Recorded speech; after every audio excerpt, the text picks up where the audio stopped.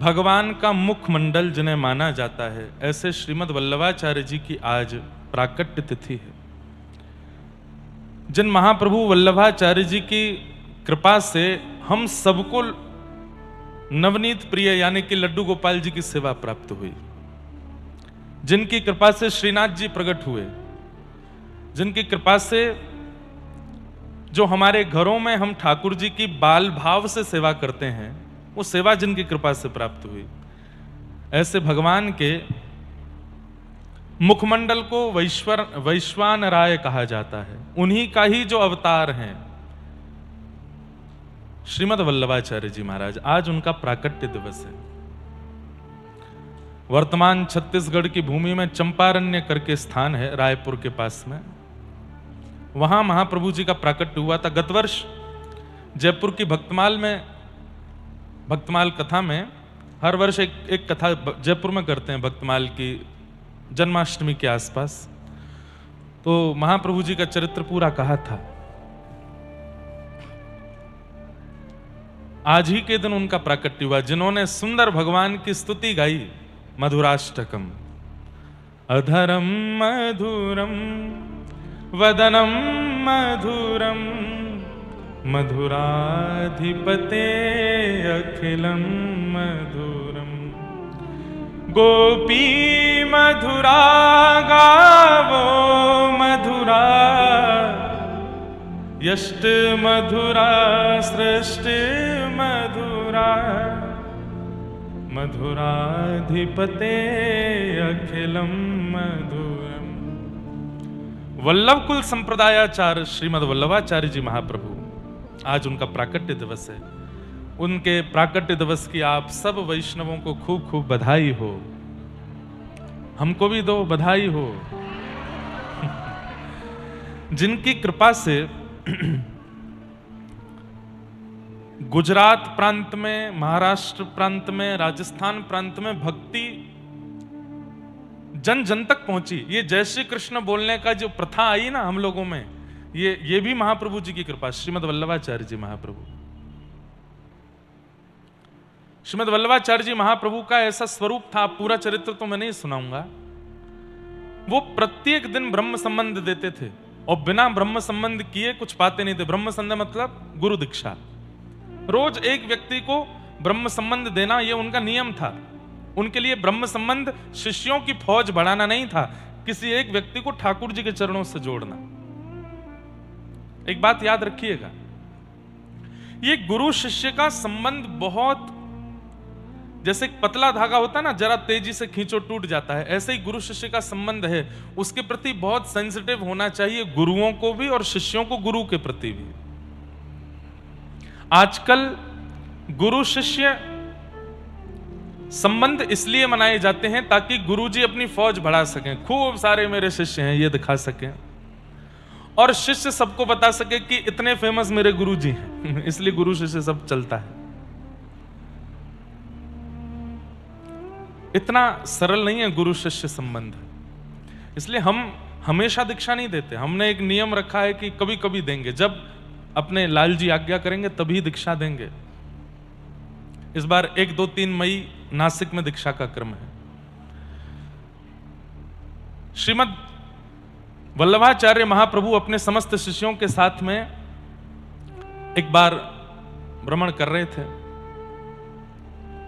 और व्रजमंडल के अंदर ही एक यमुना जी के तट पर वन में एक अजगर मरा पड़ा था, और मरा नहीं था, मरने की स्थिति में था।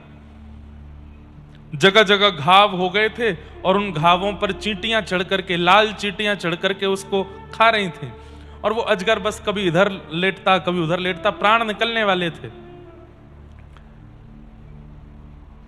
वल्लभाचार्य महाप्रभु ने जब उस अजगर को देखा तो देख करके मन में विचार करने लगे, हे प्रभु, इतनी वेदना, इतना कष्ट। अरे कोई व्यक्ति 84 लाख योनियों में से कोई एक बन गया, ये उसके ऊपर बहुत बड़ी, ये उसका बहुत बड़ा एक पाप ही है। कोई चूहा बन गया, सर्प बन गया, कुकर सुकर बन गया, इसका मतलब क्या है? वो अपने मानव जन्म में किए हुए पाप के कारण ये बना है। पहले से ही वो पाप का भोग रहा है अजगर बन के, उसके बाद इतनी वेदना उसको क्यों दी जा रही है? तब ठाकुर जी ने आज्ञा देते हुए वल्लभाचार्य जी को बताया, बोले अजगर जी जो हैं ये पूर्व जन्म में गुरु जी थे और इन्होंने इतने शिष्य बनाए, इतने शिष्य बनाए, इतने शिष्य बनाए, शिष्य बनाते चले गए, लेकिन उन शिष्यों के उद्धार का कुछ भी नहीं किया इन्होंने। केवल शिष्य बना करके अपनी फौज इकट्ठी करते गए दिखाने के लिए, देखो मेरे कितने शिष्य हैं, और उन शिष्यों से बस समय समय पर धन लेते रहे, गुरु पूजा करा करके उनसे दक्षिणा लेते रहे।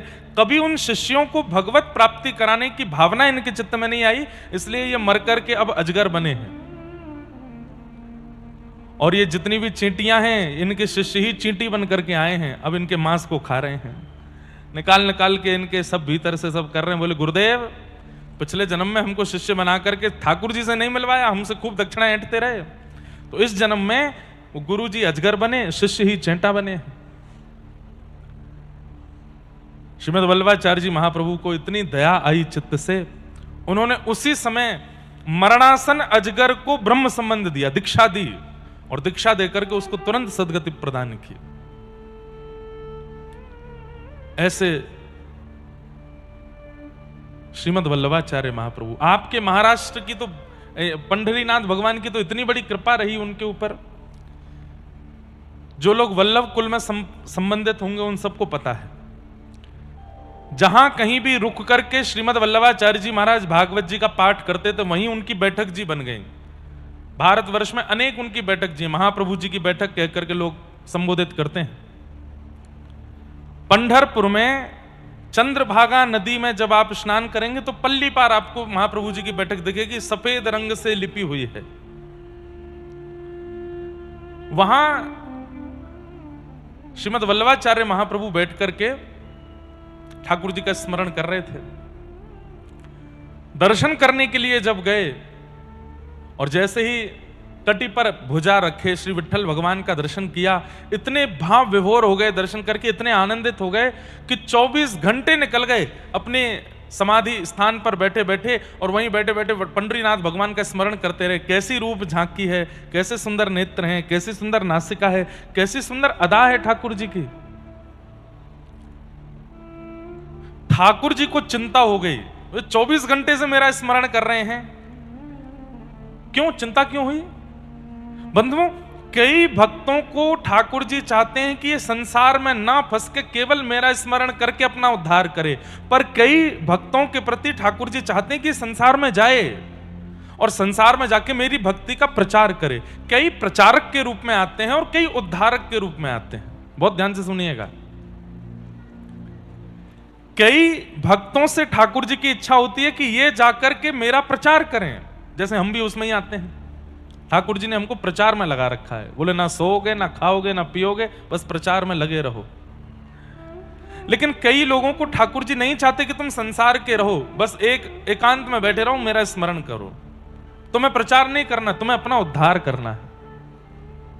तो उद्धारक और प्रचारक दो प्रकार के भक्त ठाकुर जी चुनते हैं।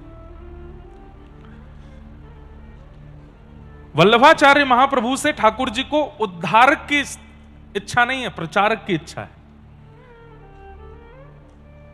वल्लभाचार्य महाप्रभु बैठ करके स्मरण कर रहे थे, वहीं पंढरीनाथ भगवान प्रकट हो गए चंद्रभागा नदी के उस तरफ। और जैसे ही प्रकट हुए ठाकुर जी को देख करके अति आनंदित हो गए। आनंदित हो करके जय हो भगवान, बड़ी कृपा है। हमारे महाराष्ट्र की भूमि के और वारकरी संप्रदाय के अति विशिष्ट महापुरुष और उनके सुपुत्र और उनके पौत्र सब यहां पधारे हैं, बड़ी कृपा है। जय हो।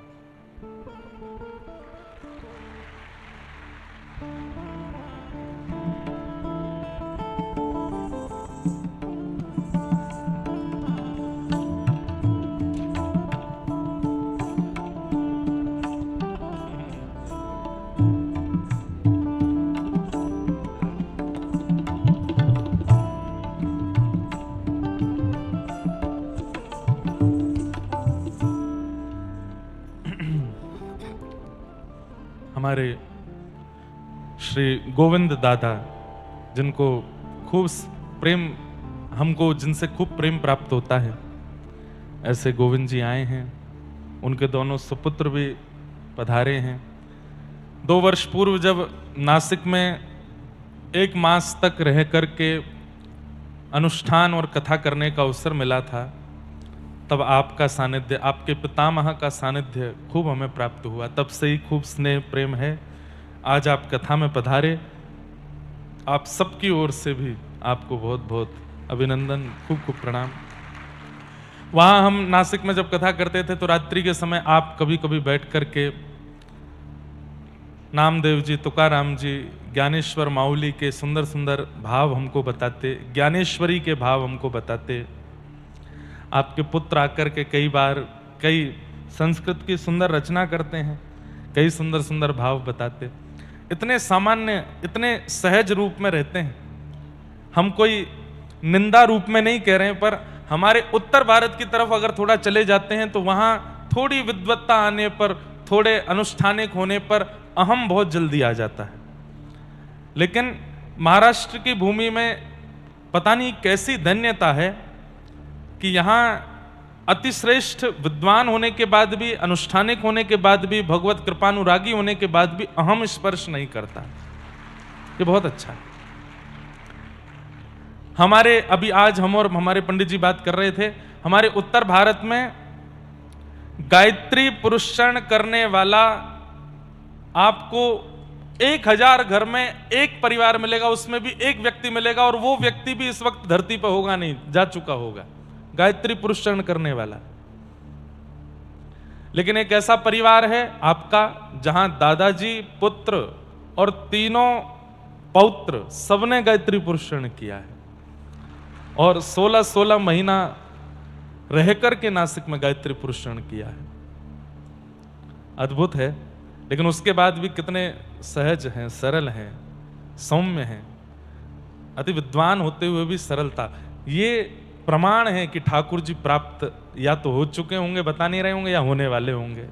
तभी सरलता है, तभी सहजता है। आपको बार बार प्रणाम करते हैं, बार बार वंदन करते हैं। तो हम निवेदन कर रहे थे कि श्रीमन वल्लभाचार्य महाप्रभु जब पंढरपुर गए, आज महाराज जी, महाप्रभु जी की जयंती है, महाप्रभु जी का प्राकट्य है, तो उन्हीं की चर्चा कर रहे हैं।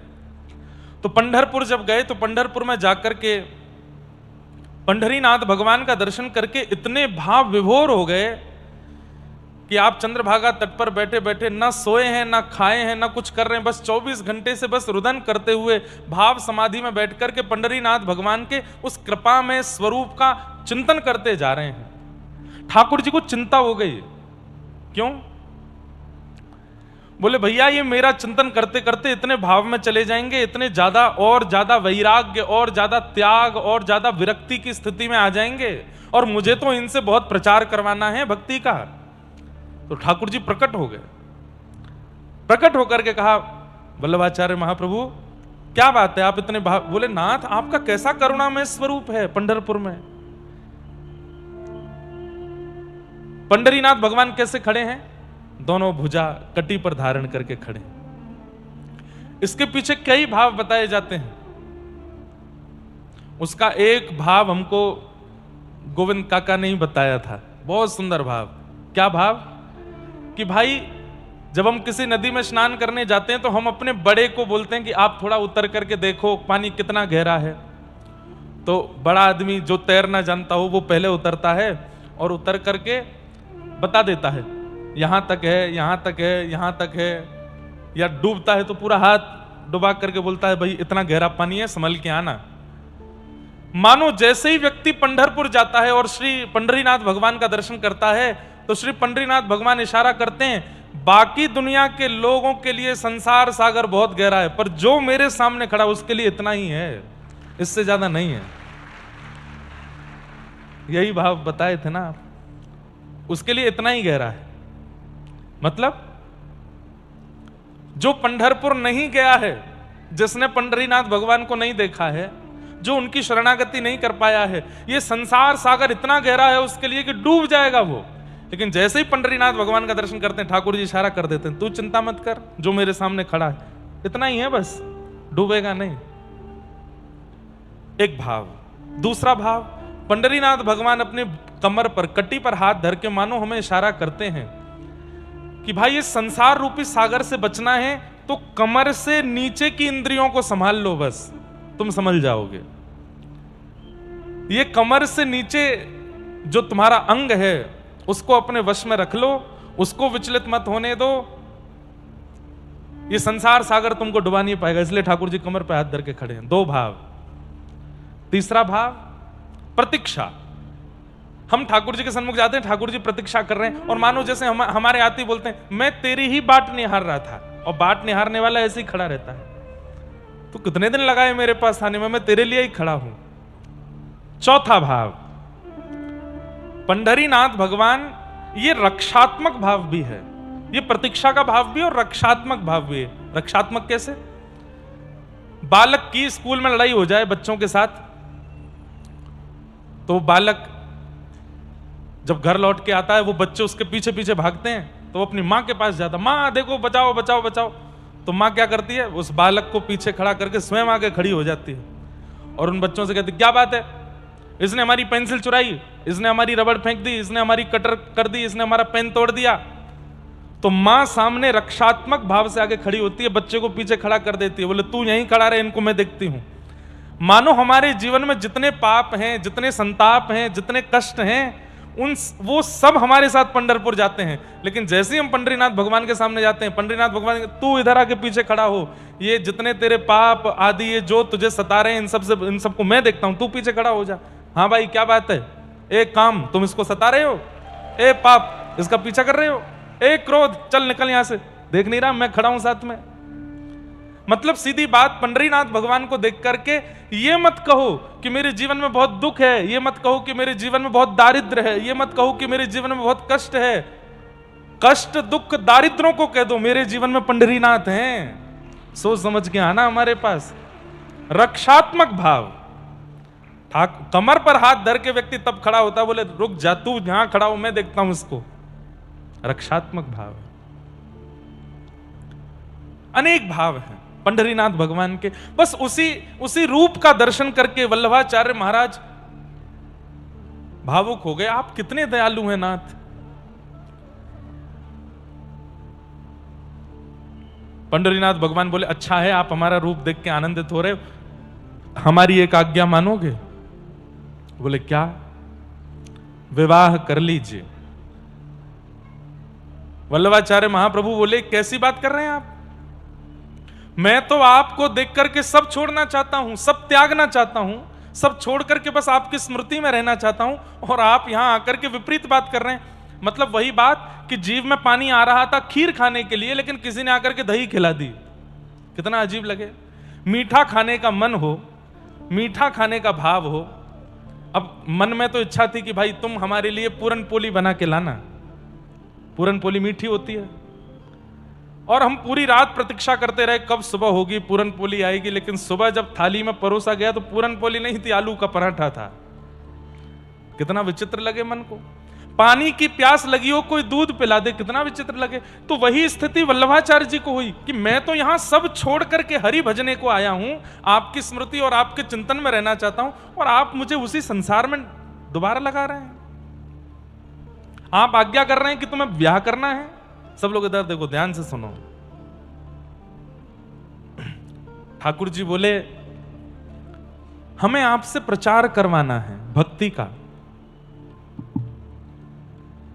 हमें आपसे प्रचार करवाना है, इसलिए कृपा करके आप विवाह कीजिए।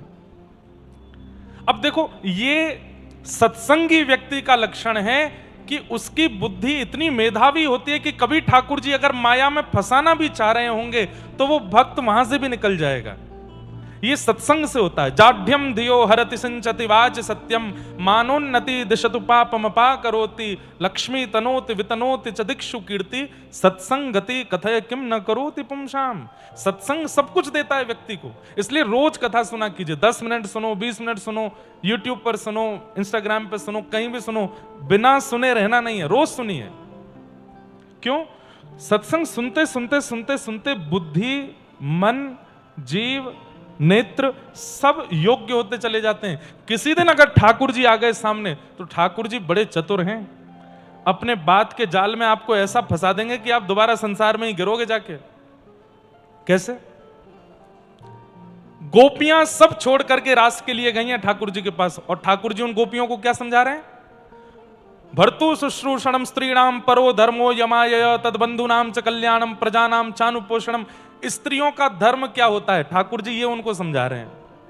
पति के प्रति कैसा व्यवहार करना चाहिए, सास ससुर ननद ससुराल बच्चे, स्त्रियों का धर्म क्या होता है।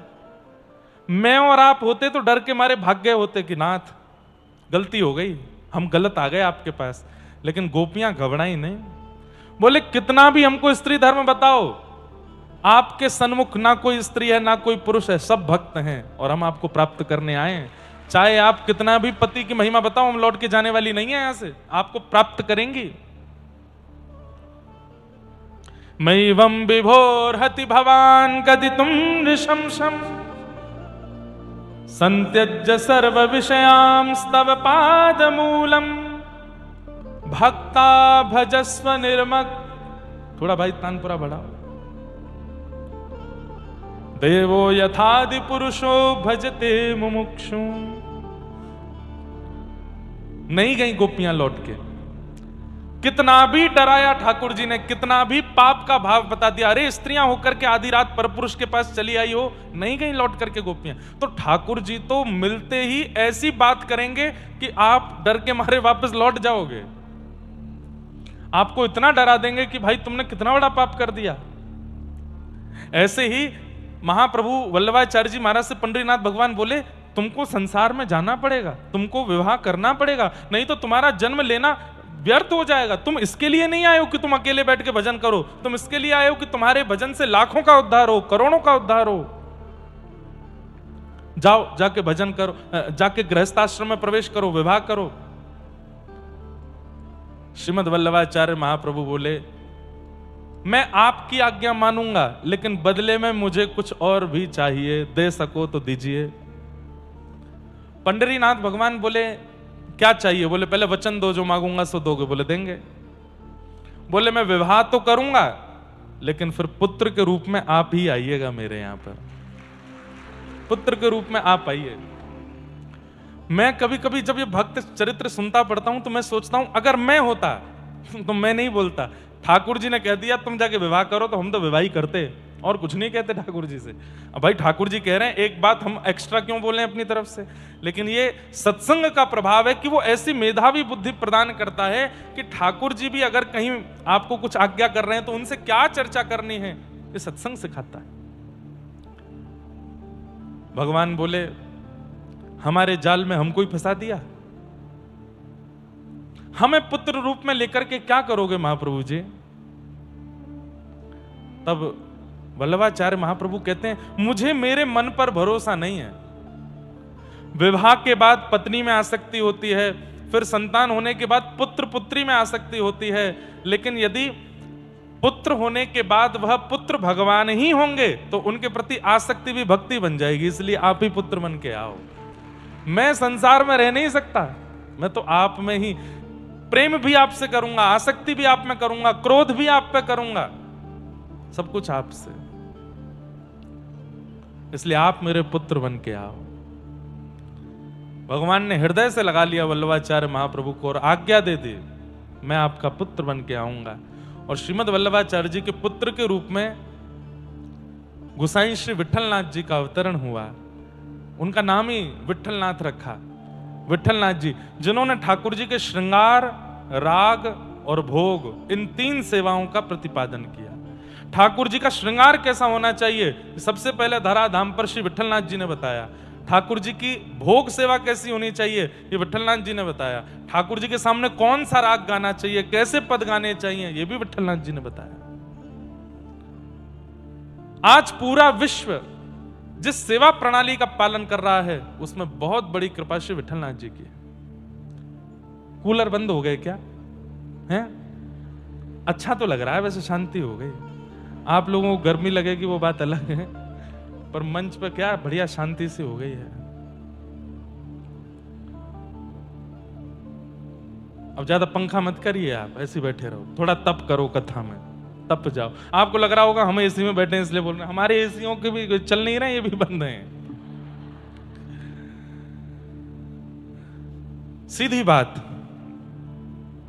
तोहे मोहे नाते अनेक, मानिए जो भावे, जो त्यों तुलसी कृपालु, चरण शरण पावे।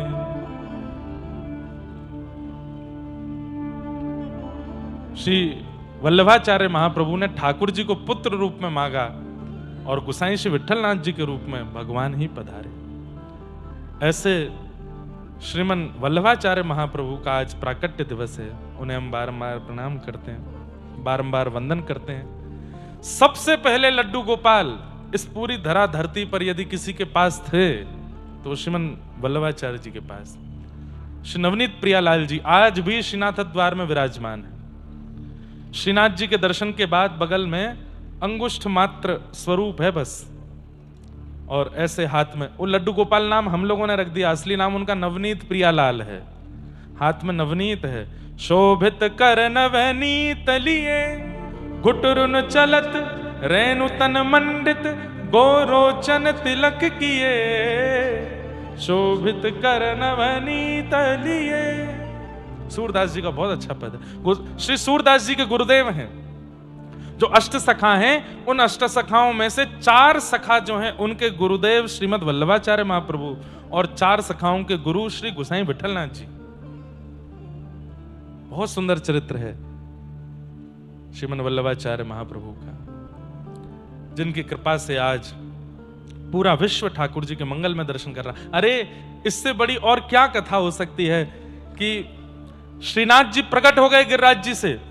सबसे पहले तो भुजा प्रकट हुई नाग पंचमी के दिन। नाग पंचमी के दिन ठाकुर जी की भुजा प्रकट हुई। कैसे? एक सद्दू पाने नाम के एक ब्रजवासी थे गिरिराज जी में, उनकी बहुत सारी गैया थी। उनमें से एक गाय ऐसी थी जिसके दुग्ध में से अद्भुत सुगंधी आती थी, और उस गाय का दूध सद्दू पाने किसी को नहीं देते थे। अपने घर की सेवा, घर के ठाकुर जी की सेवा घर के लोगों को ही देते। अब कुछ दिनों से क्या होता है कि वो गाय जब चरने के लिए जाती हैं तो सुगंधित दुग्ध देने वाली गाय, वो जब लौट करके चर के आती है तो उसका थन से दूध निकालते हैं तो दूध है ही नहीं, निकल चुका है, किसी ने काढ़ लिया हो। सद्दू पाने जी ने विचार किया मैं पीछे जाके देखूं तो इसका दूध कौन निकाल लेता है। आपने जब उस गाय का पीछा किया तो देखा कि वो गाय गिरिराज पर्वत की एक विशेष जगह पर जाकर के अपने थनों से संपूर्ण दुग्ध प्रवाहित कर देती है। जैसे ही आपने उस स्थान को झांक के देखा तो वहां श्रीनाथ जी की भुजा निकालने लगे तो ठाकुर जी ने आज्ञा कर दी, अभी नहीं, मैं समय आने पर बाहर आऊंगा। और ठाकुर जी फिर एक दिन श्रीनाथ जी के रूप में वहां से प्रकट हो गए। प्रकट होने के बाद कुछ ब्रजवासियों को श्रीनाथ जी की लीला दिखती थी। कभी गिरिराज जी पे बच्चों के संग खेल रहे हैं, कभी कुछ कर रहे हैं, कभी कुछ कर रहे हैं, ऐसे सब लीला करते थे। सद्दू पाणी जी ने कहा, नाथ मैं आपके लिए कुछ प्रसादी बनवाया करूं, आपको भूख लगती होगी। ठाकुर जी बोले, हम कुछ नहीं पाएंगे, केवल तुम्हारी इस गैया का दूध पिएंगे। कब तक नहीं पाएंगे? बोले, मेरे प्राणनाथ श्रीमद वल्लभाचार्य जी महाराज जब तक गिरिराज जी नहीं आएंगे तब तक मैं दूध पीऊंगा, पयव्रत करूंगा। भक्त ने ठाकुर के लिए पयोव्रत किया हो ये तो सुना होगा, पर ठाकुर ने भक्त के लिए पयोव्रत किया, दूध पर रहे ठाकुर जी। और कितने वर्षों तक श्रीनाथ जी केवल दुग्ध पान करते रहे। एक समय आया, श्रीमद वल्लभाचार्य जी महाराज अपने समस्त शिष्यों के साथ जब गिरिराज जी पहुंचे, सद्दू पाणी ने देखा इतनी भीड़ आ रही है, कौन महापुरुष आ रहे हैं। तब किसी ने बताया, बोले अरे श्रीमन वल्लभाचार्य महाप्रभु आ रहे हैं। वल्लभाचार्य नाम सुनते ही अरे अरे अरे ये नाम तो पहले सुना है, अरे हमारे यहाँ गिरिराज जी में एक ठाकुर प्रकट भयो, वह ठाकुर ने इनको नाम लेके कही जब ये आवेंगे तब वो अन्न पावेंगे।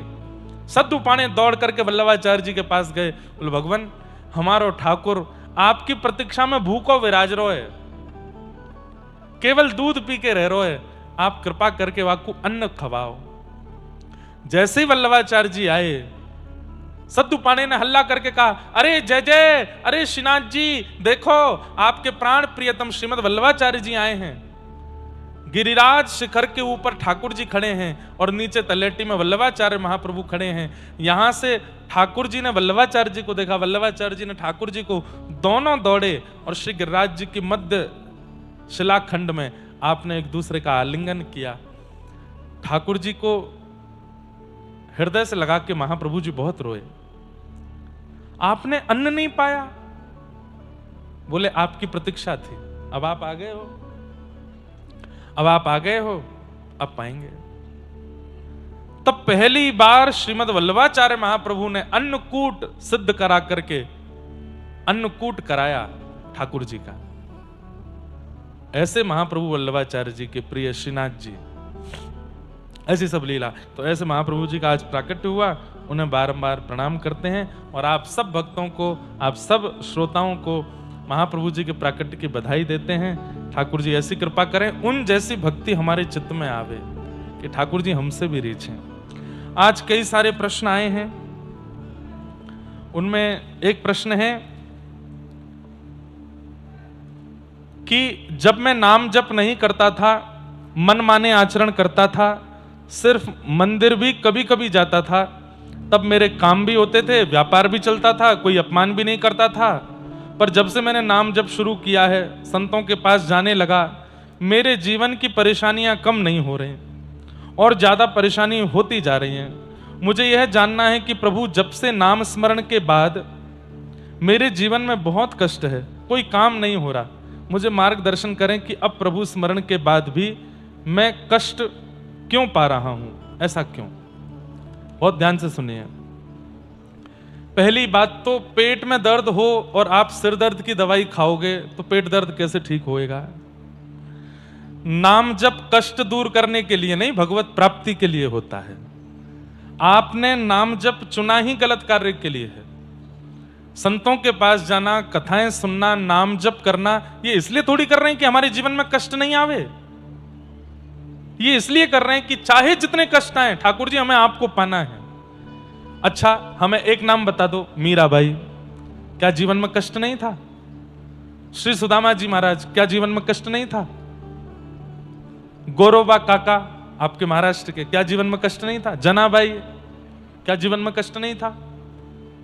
संत श्री तुकाराम जी महाराज, उनकी पत्नी ही विपरीत थी उनसे। नाम जप करने से, कथा सुनने से कष्ट की निवृत्ति नहीं होती है। ये संसार दुखालय है, भागवत में लिखा है दुखालयम शाश्वतम, और दुखालय में दुख ही मिलता है। भोजनालय में भोजन मिलता है, पुस्तकालय में पुस्तक मिलती है, कार्यालय में कार्य होता है, विद्यालय में विद्या अध्ययन होता है, ऐसे ही दुखालय में दुख सहा जाता है। उस दुखालय में आपको सुख कैसे मिलेगा? इसलिए आप ये सोच करके नाम जप कर रहे हैं कि मेरे जीवन के सारे काम स्मूथ हो जाएं, तो सबसे पहले तो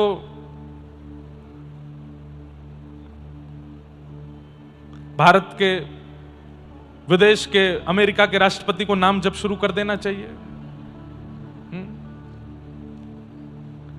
दुनिया का सबसे अमीर आदमी था, क्या नाम था उसका? बिल गेट्स, उसको नाम जप करना चाहिए था, राधा राधा राधा राधा राधा, सारे काम स्मूथ होते। मार्क जकरबर्ग, फेसबुक का स्वामी, उसको नाम जप कर लेना चाहिए था।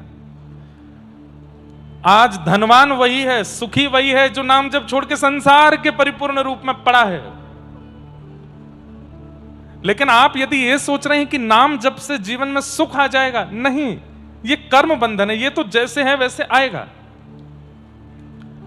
आप नाम जप की स्थिति ठाकुर जी की प्राप्ति के लिए करिए, अपने जीवन को स्मूथ बनाने के लिए नहीं। मैं कथा करता हूं, व्यास मंच पर बैठता हूं, हमारे गोविंद काका कथा करते हैं, लेकिन क्या कथा करने से हमारे जीवन में केवल सुख ही है? ना, हमारे जीवन में बड़े कष्ट आते हैं, बड़ी विपत्ति आती है, बड़ी आपत्ति आती है।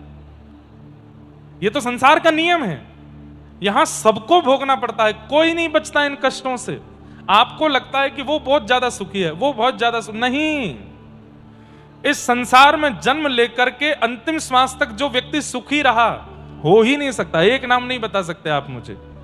सबके जीवन में कष्ट आता है, क्योंकि इसका नाम दुखालय है, यहां दुख आएगा ही आएगा। पर एक चीज होती है जो मैं हर कथा में कहता हूं कि नाम जापक व्यक्ति का स्वभाव ऐसा हो जाता है कि जपते जपते जपते जपते उसकी स्थिति ऐसी हो जाती है कि जीवन में कष्ट आता है, विपत्ति आती है, आपत्ति आती है और वो सुन्न हो जाता है, उसको फर्क नहीं पड़ता, फिर वो सहना सीख जाता है। बस इतना अंतर है कि संसारी व्यक्ति कष्ट सह नहीं पाता और नाम जापक व्यक्ति जीवन में आने वाले बड़े से बड़े विषाद को भी सह लेता है। नाम कष्ट को दूर करता है, वो बात की बात है, नाम सहना सिखा देता है, जूझना सिखा देता है, भजन लड़ना सिखा देता है। अब ये तो वही बात हो गई, मैंने जूडो कराटे सीखे, अब जूडो कराटे सीखने के बाद में अब मुझसे कोई लड़े नहीं, अरे ऐसे कैसे होगा? लड़ने आएंगे तो तुम जूडो कराटे सीख करके उसको डिफेंस कर सकते हो। नाम जप क्या है? डिफेंस करना सिखाता है। चाहे जितनी बड़ी आपत्ति शारीरिक आ जाए, संबंधिक आ जाए, बौद्धिक आ जाए, मानसिक आ जाए, पारिवारिक आ जाए, नाम जप जूझना सिखाता है, लड़ना सिखाता है। कष्ट दूर नहीं होगा, कष्ट से लड़ना पड़ेगा। ये तो वही बात हो गई कि अर्जुन महाभारत युद्ध के बीच में जाके कह देता, ठाकुर जी सुनो, क्या आप भगवान ही तो हो? बोले हाँ, बिना युद्ध करे मुझे जिता दो, आप तो भगवान हो। आपके सोचने से सब कुछ हो जाता है, तो एक काम कर दीजिए, क्या मुझे बाण ना चलाना पड़े, मुझे युद्ध ना करना पड़े और मैं हस्तिनापुर का विजयी हो जाऊं, ये महाभारत युद्ध में जीत जाऊं। ठाकुर जी नहीं कर सकते थे क्या? कर सकते थे। एक चुटकी बजा करके जो पूरी पृथ्वी का प्रलय कर देते हैं और केवल नेत्र तिरछा करके पूरी पृथ्वी का सृजन कर देते हैं, वो महाभारत युद्ध नहीं जिता सकते थे? अर्जुन को जिता सकते थे, लेकिन भगवान ने क्या कहा? युद्ध च, मैं साथ हूं, मैं रास्ते बताता रहूंगा, मैं समझाता रहूंगा समय समय पर जीत तो तुझे लड़कर के ही हासिल करनी पड़ेगी, तुझे जूझना ही पड़ेगा। नाम भगवान कृष्ण हैं और आप अर्जुन हो। अपने जीवन में आने वाली आपत्ति, विपत्ति, समस्या और ये जो आपने कुछ लिखा है, ये सब महाभारत के दुर्योधन, दुशासन, भीष्म पितामह, ये सब हैं, ये सब सामने आएंगे। डिफेंस तो आपको करना पड़ेगा, लेकिन बीच बीच में नाम जाप रूपी कृष्ण, सत्संग रूपी कृष्ण के पास जाते रहो, वो मार्ग बताते रहेंगे कैसे करना है। सब स्मूथ हो जाए ऐसा कभी नहीं होगा, और ये सोच के अगर भक्ति के मार्ग में आए हो तो वापस लौट जाओ ना। दीन कहे धनवान सुखी, धनवान कहे सुख राजा को भारी, राजा कहे महाराजा सुखी, महाराजा कहे सुख इंद्र को भारी, इंद्र कहे चतुरानन को सुख, ब्रह्म कहे सुख विष्णु को भारी, तुलसी दास विचार कहे हरि भजन बिना सब जीव दुखारी। हरि स्मरण तो करना पड़ेगा।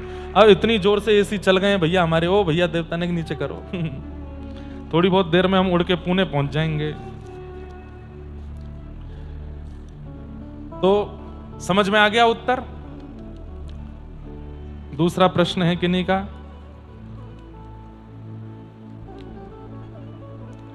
किसी का प्रश्न है कि महाराज जी मेरा एक प्रश्न है कि आपने अपना नाम लिखा है और आप श्री राधा वल्लभ संप्रदाय से दीक्षित हैं। मेरे गुरुदेव जी का नाम पूज्य प्रेमानंद जी महाराज है, उनके नियमों का मैं सब पालन करता हूं। उन्होंने कहा कि एकादशी व्रत श्री राधा वल्लभ संप्रदाय में पालन नहीं किया जाता है, पर मैं बचपन से एकादशी व्रत का पालन करता था, पर मैं कभी दीक्षित हूं, तो अभी क्या करूं? अब देखो,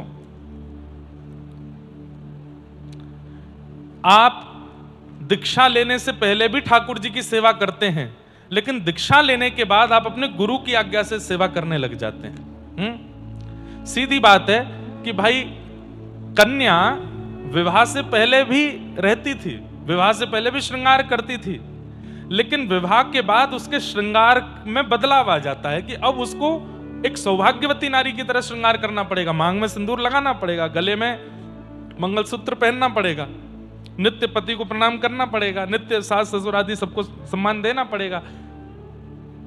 अब वो तो वही बात होगी, महाराज जी हम तो विवाह से पहले अपने मायके में भी खूब 10-10 बजे सो के उठते थे, यहाँ पे 8 बजे उठना पड़ता है, 7 बजे उठना, ऐसे कैसे चलेगा विवाह के बाद करना तो पड़ेगा ना।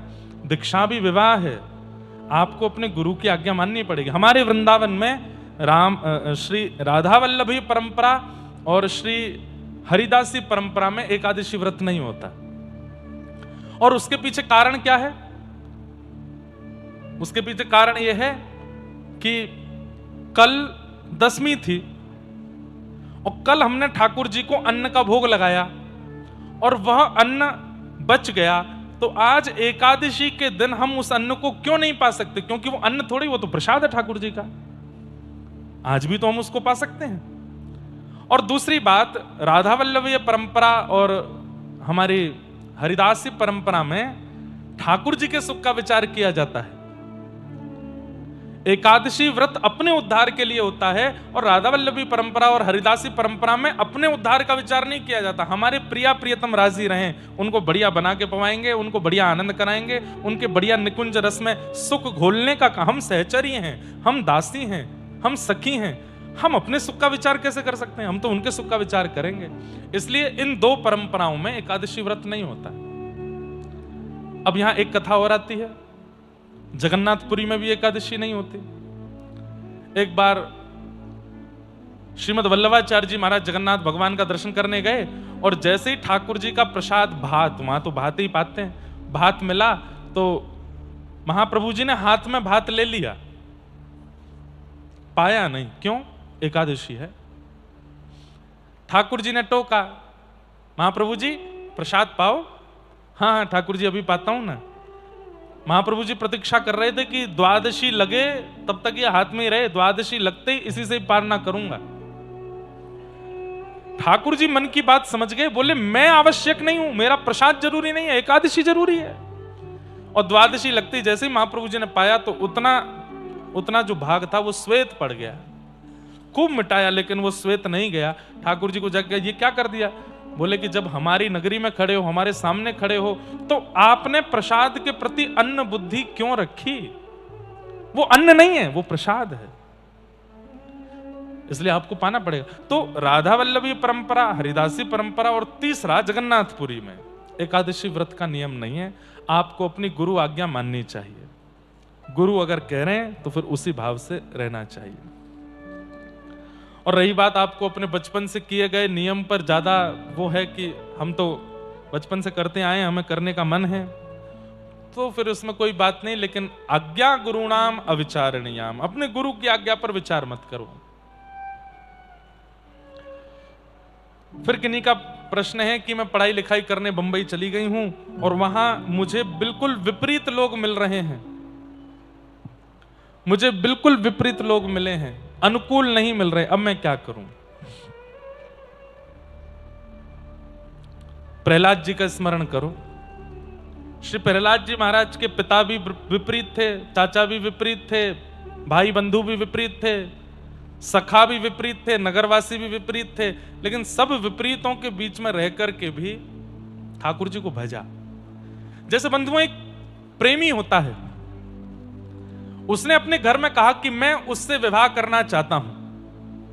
पिता ने मना कर दिया, मां ने मना कर दिया, बहन ने साथ छोड़ दिया, भाई ने साथ छोड़ दिया, मित्रों ने मना कर दिया, पड़ोसियों ने मना कर दिया, कुल गुरु ने मना कर दिया, कुंडली देखने वाले ने मना कर दिया, लेकिन आप अड़े ही रहे, चाहे सब एक तरफ हो जाए, मैं तो उसी का हूं। ठीक ऐसा ही प्रेम भाव ठाकुर जी के प्रति। सब आपके विपरीत हैं, सब खाने पीने वाले हैं, सब उल्टे सीधे हैं, लेकिन फिर भी आप ठाकुर जी से प्रेम करते हो, उन्हीं के ही रहो, प्रियतम बन के रहो। सब एक तरफ हो जाए, आप फिर भी उनका स्तवन करते रहो, और यही तो प्रेम में होता है, यही तो प्रेम है।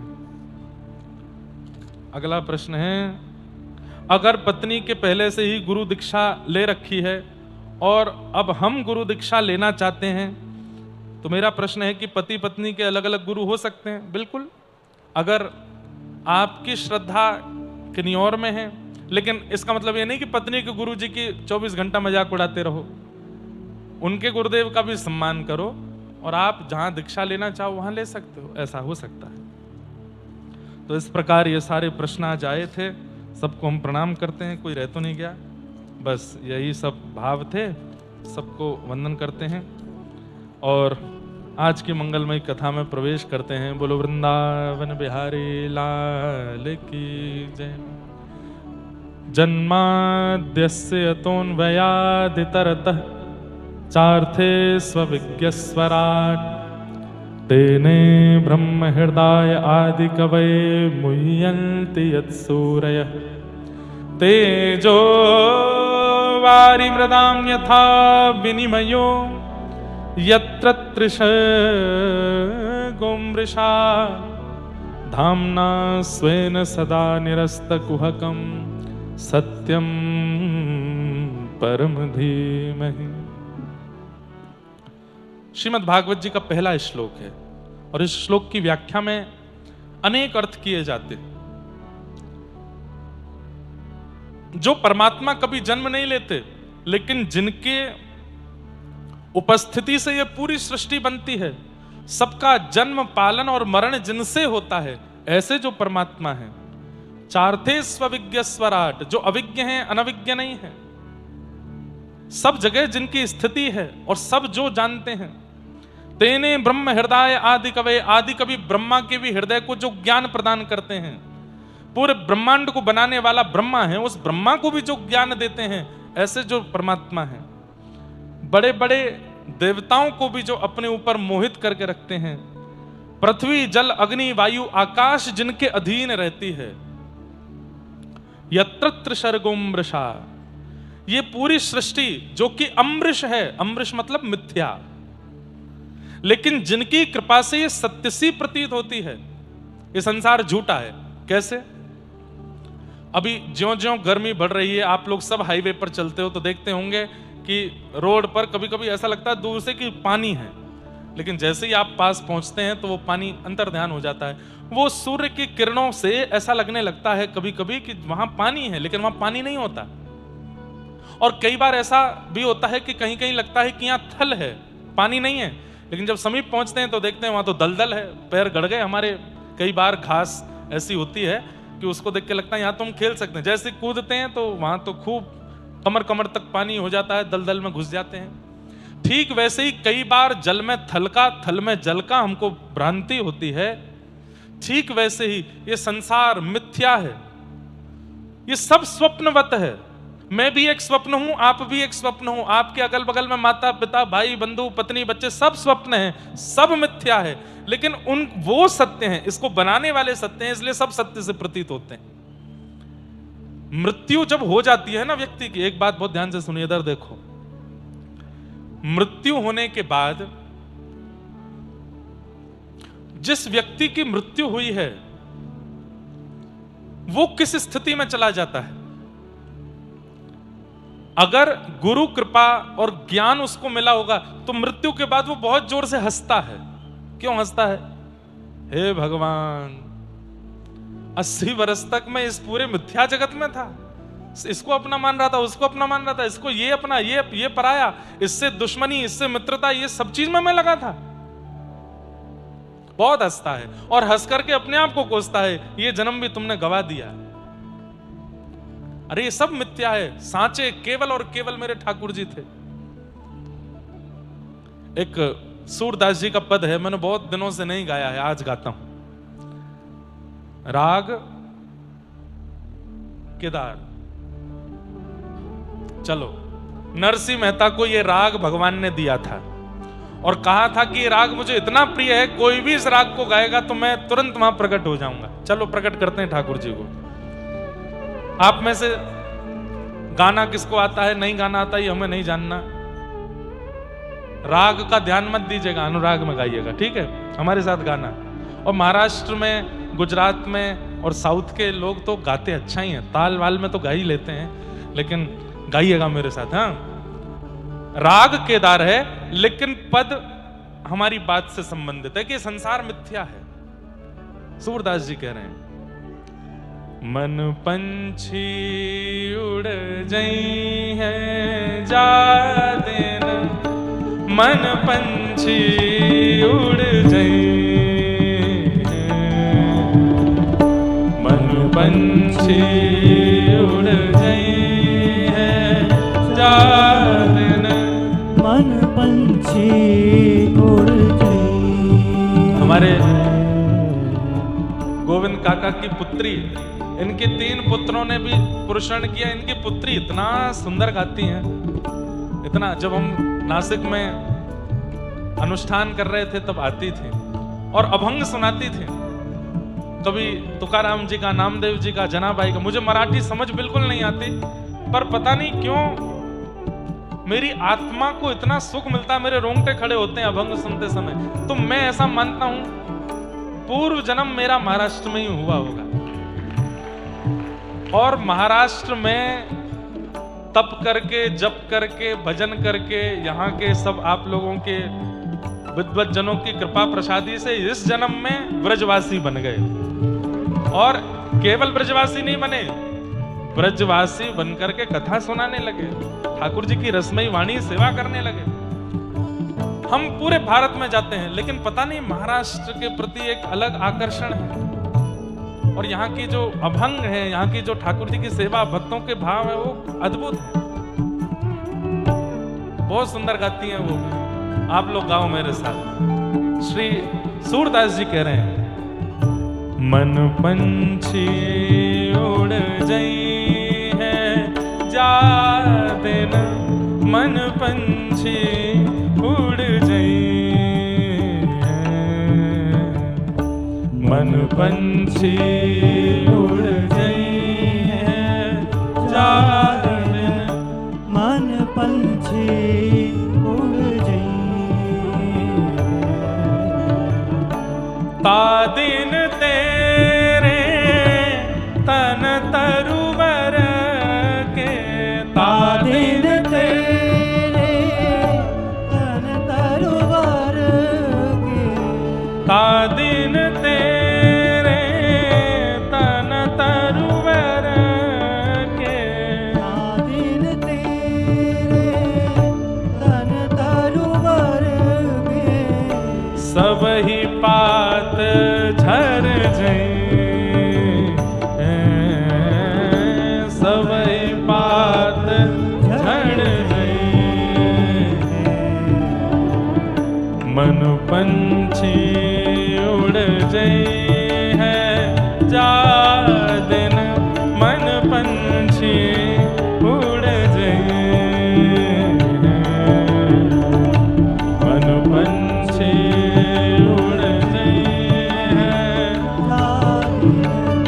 मन पंछी उड़ जाई। जिन लोगन से नेह करत है, जिन लोगन से नेह करत है, जिन लोगन से नेह करत है, जिन लोगन से नेह करत है, सो देख डर जाए, सो देख डर जाई। बिन गोपाल को नहीं अपनो, बिन गोपाल को नहीं अपनो, हे बिन गोपाल को नहीं अपनो, बिन गोपाल को नहीं अपनो, जासों की रति रही, जासों की रति रही, मन पंछी उड़ जाए है जा दिन, मन पंछी उड़ जाए, मन पंछी उड़ जाए है जा दिन, मन पंछी उड़ जाई। ओ मन पंछी उड़ जाए है जा दिन, मन पंछी उड़ जाए।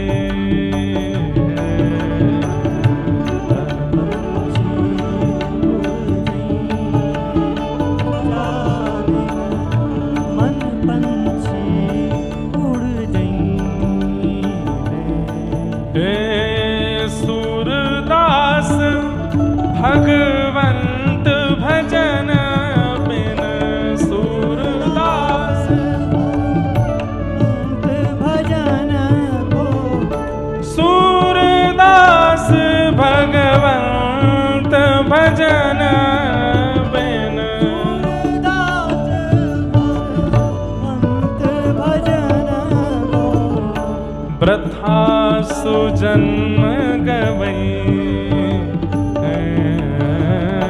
प्रथा जन्म गवई, मन पंछी उड़ जाए है जा दिन, मन पंछी उड़ जाए, मन पंछी उड़ जाए जा दिन, मन पंछी उड़ जाए, मन पंछी उड़ जाए, मन पंछी उड़ जाए।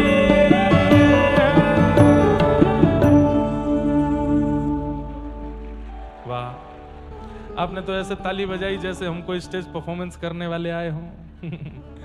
हम तो कथा सुना रहे हैं, गाते रहेंगे बीच बीच में, हम ताली बजाएं ऐसा काम करो। आप भी गाओ। सूरदास जी क्या कह रहे हैं? तादिन तेरे तनु तरवर के सबई पात झर जई हैं। कई सारे लोगों को तो इसका अर्थ ही नहीं समझ में आया होगा। सूरदास जी कह रहे हैं जिस दिन मन पंछी उड़ जाएगा उस दिन क्या होगा? बोले तन रूपी वृक्ष के जितने पत्ते हैं सब झड़ जाएंगे।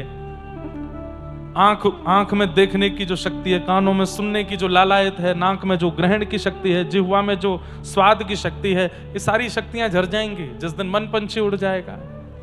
जा प्रियतम सो प्रीति घनेरी सो देख डर जई हैं।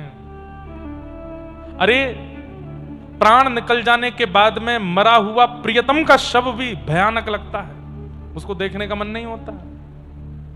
कैसी प्रीति! अरे अभी रोड पर यदि कोई जानवर मरा हुआ हो हम बगल से निकल जाएंगे, लेकिन एक मानव मरा हुआ पड़ा हो तो नहीं जा सकते, घूम के जाएंगे। क्यों? पहली बात तो उसको देख के डर लगेगा, दूसरी बात कहीं बगल से निकल गई, इसकी आत्मा चिपट गई तो दूर से निकलते हैं।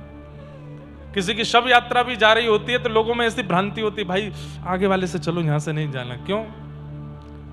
कभी हमारे मन में ये नहीं आता ये जानवर मरा पड़ा, इसकी आत्मा लिपट गई तो हमें पता है कि वो नहीं तंग करेगा। तंग करना मानव का ही स्वभाव है, वो प्रेत बनने के बाद भी तंग करता है। जा प्रियतम सो प्रीति घनेरी सो देख डर जई हैं। अरे वो प्रियतम जिसके साथ 7 फेरे लिए उसकी मरणासन अवस्था हमको भयानक लगने लगती है, भयभीत लगने लगता है मरा हुआ प्रियतम भी। वो प्रियतम कैसा? कौन है जिसकी हर स्थिति हमको सुख देती है? केवल गोपाल जी। वो चाहे हमें वृक्ष के पास मिल जाएं, चाहे घर में मिल जाएं, चाहे गली में मिल जाएं, चौबारे मिल जाएं, स्वप्न में मिल जाएं, दिन में मिल जाएं, रात में मिल जाएं, उनसे कभी भय नहीं लग सकता। जिससे कभी भय ना लगे वही तो अपना है। बिन गोपाल को नहीं अपनो, जासों की रति नहीं है। सूरदास भगवंत भजन बिन वृथा सुजन्म गवई। क्यों फालतू में अपना जन्म गवा रहे हो? ठाकुर जी का भजन करो, हर क्षण उनका स्मरण करो। तो संसार मिथ्या है, लेकिन मायावी है, लेकिन हमको सत्य जैसी लगती है। हमें इंपॉर्टेंस लगने लगता है, कमाना है, खाना है, बनाना है। केवल आपको नहीं बोल रहा हूं, मैं खुद को भी बोल रहा हूं ये बातें। लेकिन ये हमको सत्य जैसी प्रतीत क्यों होती है? क्योंकि संसार को बनाने वाले परमात्मा परम सत्य हैं। ऐसे परम सत्य उन परमात्मा को हम प्रणाम करते हैं। सत्यम परम धीमहि, हम सब प्रणाम करते हैं। वो परमात्मा सत्य है, इसलिए सब सत्य सब प्रतीत होता है। लेकिन ये संसार सत्य है नहीं। क्या है? एक प्रकार से संसार एग्जामिनेशन है हम सबका। अच्छा,